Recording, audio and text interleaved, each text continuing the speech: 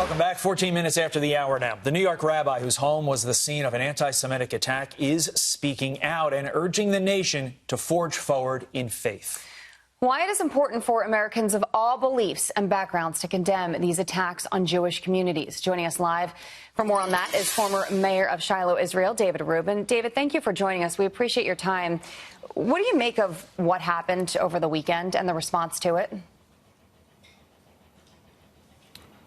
Well, it's not just what happened over the weekend. It's we're talking about 8 attacks on Jews, on people who are identifiably, visibly Jews in the streets of New York over the past 8 days. You know, we're on the 8th day of Hanukkah. Every single day there has been another attack on a Jewish person, either in the streets or in their homes. And this is something that really has to end. It's something that's totally unacceptable, that people should be speaking out more about. And surprisingly, until this most recent attack, where a terrorist with a machete went into people's homes, into a home in Monsey, New York, just outside of New York City, that now people are starting to talk about it. Well, I'm glad that they're finally starting to talk about it, but I would like to hear a little bit more. You mentioned a lot of things in that first answer. Before we get to those multiple attacks in the New York City area and the Mayor Bill de Blasio administration response, I do want to get to the rabbi statement because I think this is important to focus right now on the victims and this one area. The rabbi involved in all this writes, though we must all take the precautions that have unfortunately become basic security necessities, we will forge forward in faith and thanks that we continue to live. Why is that message, despite what continues to happen right now, why is that message so important? Well, look, I'm speaking to you from Jerusalem, and I myself was a victim of a terrorist attack. I was shot in the leg. My son was shot in the head. Our determination from that was that we're going to go and move forward. We're going to continue with our lives. We're going to build. We're going to do just the opposite of what the terrorists wanted to do to us. So here, too, we have anti-Semitic attacks in New York.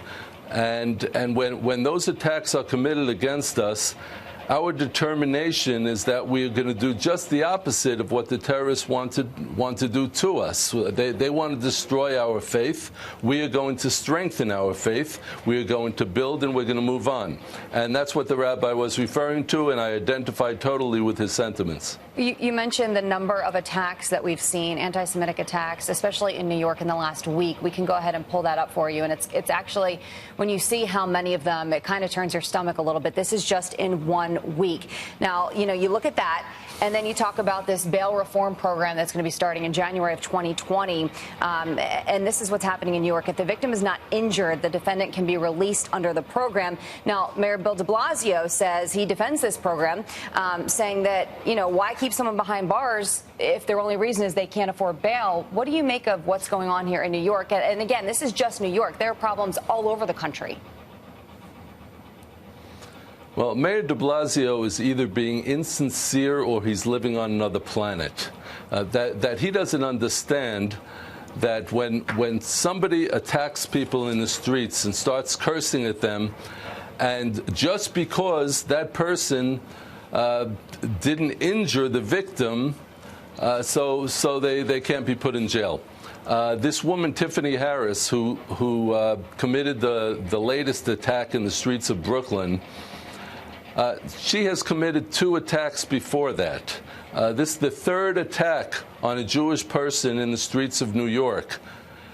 De Blasio should be insisting that she be in jail, not looking after the attackers, but looking after the victims. You know, it's the same old liberal pandering to the miscreants rather than to the victims of those attacks.